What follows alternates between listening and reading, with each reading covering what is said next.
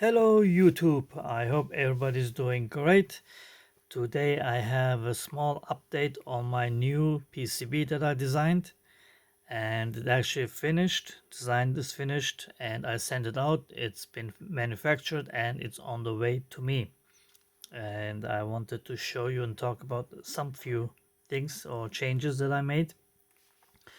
This one on the left is the initial version, and this one on the right is the updated version. That's the front side, that's the back side, and I will show, well, on the back side it's almost the same. Well, anyway, this PCB has a few features. It can be run either with an ESP32 or an Atmega 328, and the reason for the Atmega is I was not able to get the Altimeter code to work on the ESP32. The Altimeter code does not use a library for the BMP 180 temperature and pressure sensor, and therefore I could not get it to work on the ESP, and I had to include the Atmega. So that's the reason why it has dual MCU options. It also has a GPS, speaker, navigation button, rotary encoder, and it has also, once I design the case for it, it's gonna be similar to this, only there's only be one screw on each corner, or the encoder on this side, depending on the code that it's running. It will either have an USB connector. This is mirrored, so think of it this way. It will either have a USB Type-C connector coming out the side, or a USB Type-C connector coming out the back. So anyway, either way you want to mount it, you can have it coming out the back, on the side, or the back for if you mount it onto a panel, since it will have my attitude indicator or the altitude indicator code running. And since it has GPS, it will also be able to show GPS in case I want to do that. And I did run into a few problems by using the round display. The library is bigger than the library for the square 1.3-inch display that I normally use, although they have the same resolution, but somehow it did not fit on that Atmega, and I was not able to run the code on the ESP32, as the code for the altimeter does not use a library for the pressure sensor, and so that's why I included the Atmega chip as well. And on some codes, Atmega chip will be sufficient, so I don't have to use the altimeter.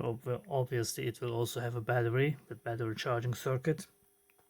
The on-off switch will be a slide switch that will be on, coming out on the top, so either way you mount it, you will be able to easily turn it on and off. And I did add a few things, the obligatory Neopixel that I did add, and the way I'm thinking is I will just have a hole in the front and then use a transparent 3D filament, for example, something else, and light the, or have the light show up through the front. I also added the charging indicator LED, so that will be here, and of course that's optional. If I don't use a Neopixel LED, I don't have to have the hole in the front for it.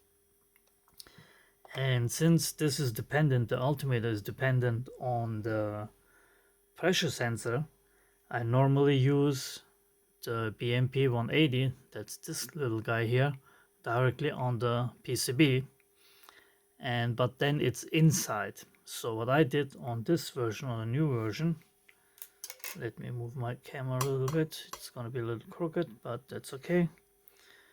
I'm gonna use actually the ready-made PCB and mount it this way. Only it's gonna be obviously on the back side, because there's more room on the back. And then I will have a corresponding hole here, and it will be flush against the case. So it's gonna sit like this, but behind it. So that way I'm gonna have direct line to the outside of the case for the pressure sensor. And I also am thinking of adding other stuff like a Wu meter, for example, or a spectrum analyzer. And I had the microphone originally on this older version board. It was on the PCB, but then it's enclosed inside of here, and then it was facing out the back and whatnot. So I'm gonna use again these MEMS microphones, which are very, very precise and very good. And I will use this module, and that will go on here like that, obviously again in the back, and the corresponding hole, well, it's going to be this way. This is the input hole for the sound. That will sit right here, so it will pick up voice or noise directly from the side of the case.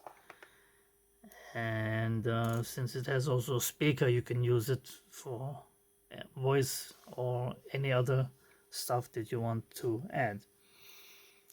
So that was, I think, the changes I made.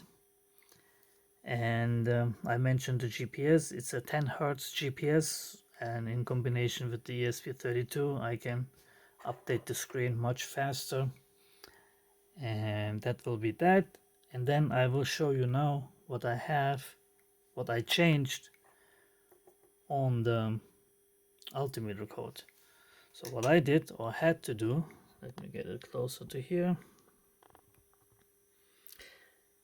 Normally this background was a bitmap, and then I had different color bitmaps on top of it. That did not fit onto the Atmega 328, so I made a single bitmap with the logos and the additional stuff included on it. And what I did is, if it turns dark, the screen, and it's not showing at all, it's turning red. So during the day you will have the green, and it has also the screen brightness is adjusted as well. Let me try to get this up closer on touching the table.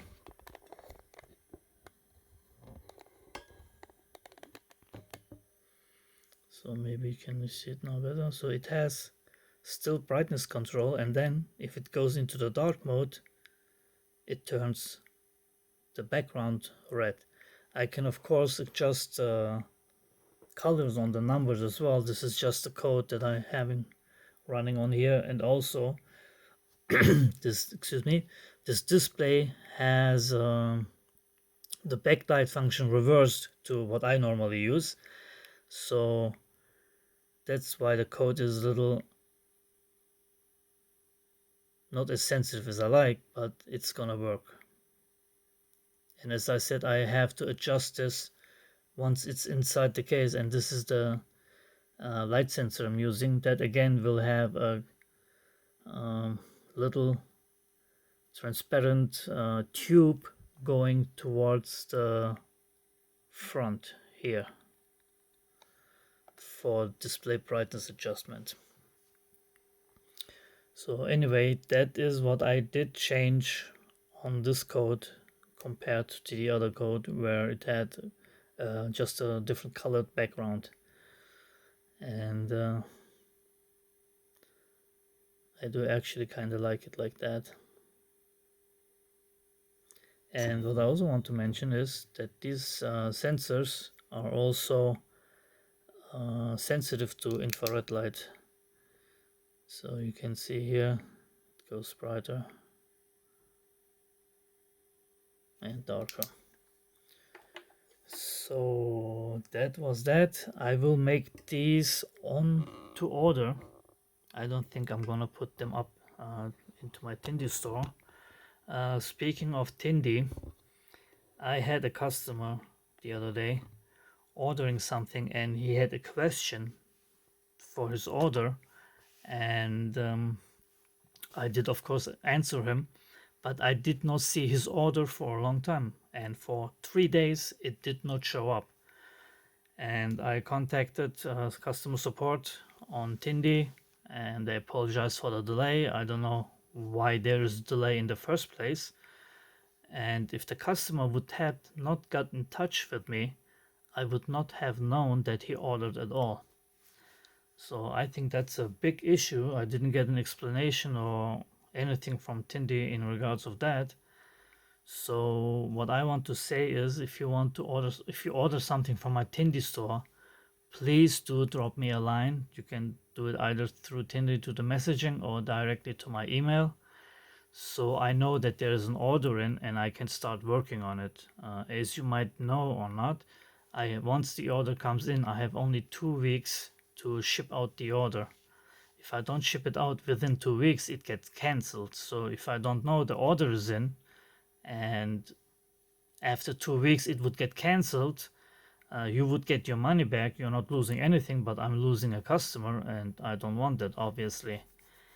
And also one other point, when you buy something on Tindie, they take your money right away, but I do not get paid until I ship it out. So in the meantime, Tindie is sitting on my money, and it's always funny when I get a notification once I transfer that I have a payment from Tindie. I don't have payment from Tindie, I'm getting your money.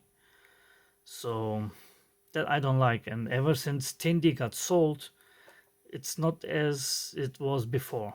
But for now, you can either order directly from me if you know about me, if you see my videos, and or until I be able to put up my own website and my store, which I'm planning for a long time, but it didn't happen yet. So anyway, I wanted to mention that. Again, if you order something from Tindie, please drop me a line so I know. Or you can also obviously order directly from me, and that is not an option.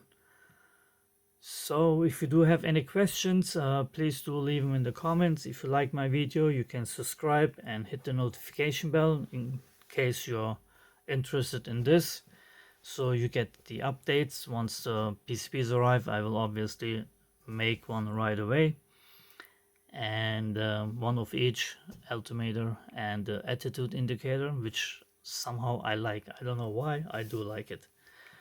And Adam, in case you're watching, and I'm sure you're watching, I'm working on something else. As I mentioned in my previous video or another video, that I did buy a welder, and I designed my own welding table. Since I cannot obviously afford to buy one, those are quite expensive, I came up with this design, and here are the sizes, and prices are in lever. You can divide it by 1.8 and you get US dollar. So this is actually around $75-80 for this table. And anyway, I will make a video separate for this one, but just Adam, so you know. And thanks for watching, and if you want to support me, as I said, you can order something from Tindie, buy me coffee via PayPal, hit the super button and buy me coffee through that, or maybe even become a Patreon. I'm not gonna say, I still have 5 people, so whatever. Anyway, thanks for watching and take care, everybody.